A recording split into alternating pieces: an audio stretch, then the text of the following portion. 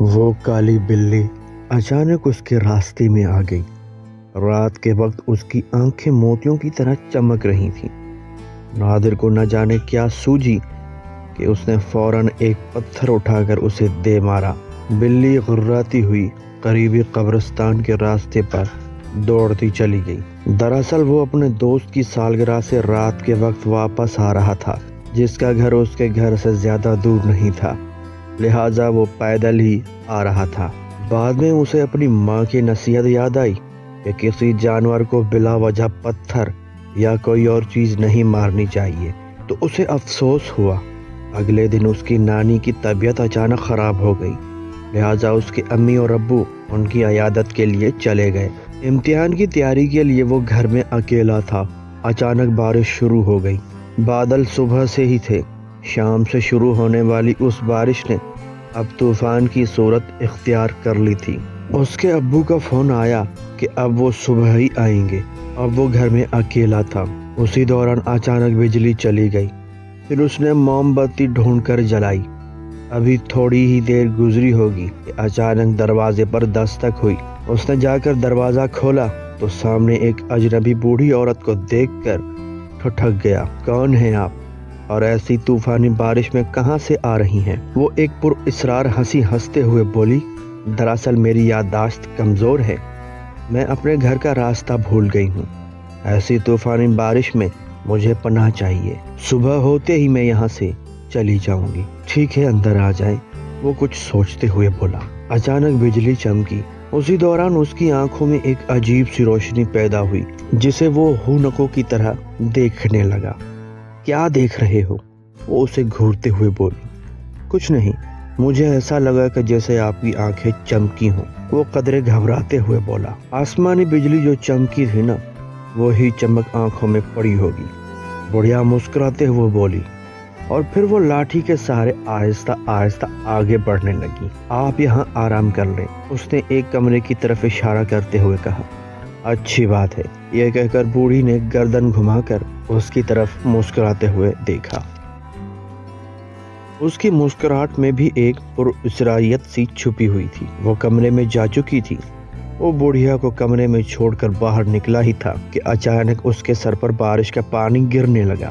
اس نے پانی صاف کرنے کے لیے ہاتھ پھیرا تو وہ اچھل کر رہ گیا۔ وہ پانی نہیں، خون تھا۔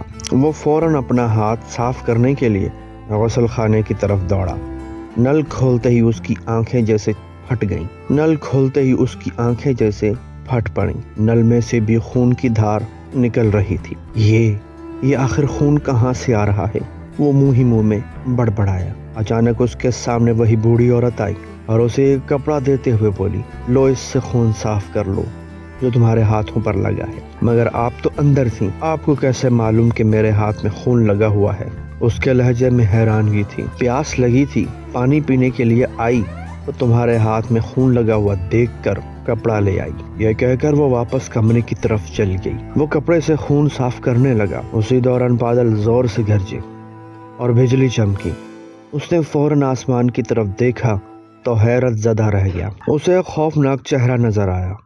اس نے فوراً اپنا سر جھٹکا جیسے اسے وہم ہوا ہو۔ وہ اپنے کمرے کی طرف جانے کے لیے مڑا تو اچانک اسے کسی بلی کی آواز سنائی دی۔ اس نے غور سے دیکھا تو دیوار کی منڈیر پر ایک کالی بلی بیٹھی ہوئی تھی۔ ابھی وہ اسے غور سے دیکھ ہی رہا تھا کہ اچانک اس کے کاندھے پر کسی نے ہاتھ رکھا۔ اس نے فوراً پیچھے مڑ کر دیکھا تو وہ بوڑھی عورت کھڑی تھی۔ کیا بات ہے، ابھی تک یہیں کھڑے ہو؟ کچھ نہیں، ایک کالی بلی دیوار پر بیٹھی ہے، اسے دیکھ رہا تھا۔ کہا، کہاں ہے؟ مجھے تو کوئی بلی دکھائی نہیں دے رہی۔ اب نادر نے جو دیکھا تو واقعی بلی وہاں موجود نہیں تھی۔ میرے خیال میں تمہیں اب سو جانا چاہیے، رات کافی ہو گئی ہے۔ جی آپ ٹھیک کہہ رہی ہیں، یہ کہہ کر وہ سوچوں میں گم اپنے کمرے کی طرف چل پڑا۔ اپنے بستر پر لیٹا وہ سونے کی کوشش کر رہا تھا، مگر نیند اس کی آنکھوں سے کافی دور تھی۔ ڈراؤنا چہرہ، خون اور کالی بلی والے واقعات اس کی نگاہوں کے سامنے بار بار آ رہے تھے۔ اس نے مضبوطی سے آنکھیں بند کی اور سونے کی کوشش کرنے لگا۔ ابھی کچھ ہی دیر گزری ہوگی کہ اچانک اسے ایسی آواز سنائی دی جیسے کوئی اوپر سے کودا ہو۔ اس نے فوراً بستر سے چھلانگ لگائی اور باہر کی طرف دوڑا۔ اس نے دیکھا کہ صحن میں وہی کالی بلی کھڑی ہے، اس کی آنکھوں سے جیسے شعلے نکل رہے ہوں۔ دیکھتے ہی دیکھتے اس بلی کا قد بڑھنے لگا۔ یہ دیکھ کر اس کی آنکھیں حیرت سے پھٹ پڑیں۔ وہ بلی آوازیں نکالتے ہوئے آہستہ آہستہ اس کی طرف بڑھنے لگی اور پھر اچانک اس پر چھلانگ لگا دی اور پھر اپنے پنجے اس کے گلے پر مضبوطی سے گاڑ دیے۔ وہ زور سے چیخا۔ اچانک اس کی آنکھ کھل گئی۔ او خدایا، وہ خواب تھا، اس نے خود سے کہا۔ اچانک اسے اپنے گلے پر کچھ چبھن سی محسوس ہوئی۔ اس نے فوراً اپنے گلے پر ہاتھ لگایا اور پھر وہ دیکھ کر حیران رہ گیا کہ اس کے ہاتھ پر خون لگا ہوا تھا۔ وہ بت بنا سوچ رہا تھا کہ وہ بوڑھی عورت اس کے کمرے میں داخل ہوتے ہوئے بولی، کیا ہوا؟ کیوں شور مچا رہے ہو؟ میری سمجھ نہیں آ رہا کہ یہ سب کیا ہو رہا ہے۔ جب سے آپ یہاں آئی ہیں کچھ غلط ہونے لگا ہے۔ کچھ دیر خاموش رہنے کے بعد وہ چیخا، سچ سچ بتاؤ، کون ہو تم؟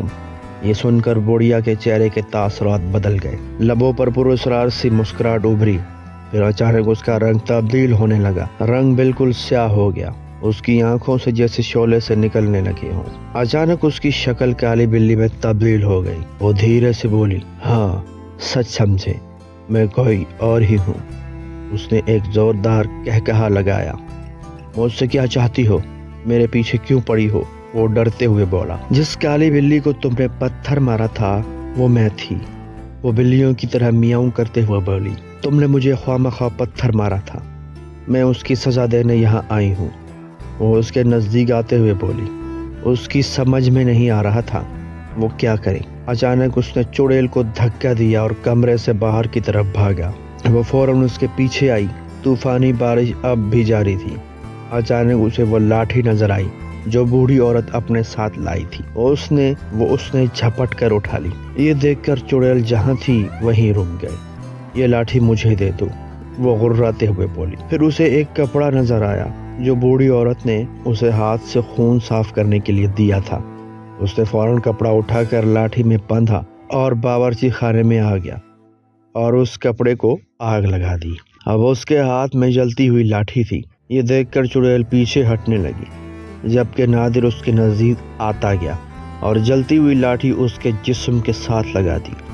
دیکھتے ہی دیکھتے اس کے جسم میں آگ لگ گئی۔ وہ زور سے چیخی مگر اس کی چیخ طوفانی بارش میں کہیں دب کر رہ گئی۔ دیکھتے ہی دیکھتے وہ راکھ کا ڈھیر بن گئی۔ چڑیل کے خاتمے پر اس نے اللہ کا شکر ادا کیا۔ طوفانی بارش تھم چکی تھی۔ برسات کی یہ رات اس کی زندگی بھر نہ بھولنے والی رات ثابت ہوئی تھی۔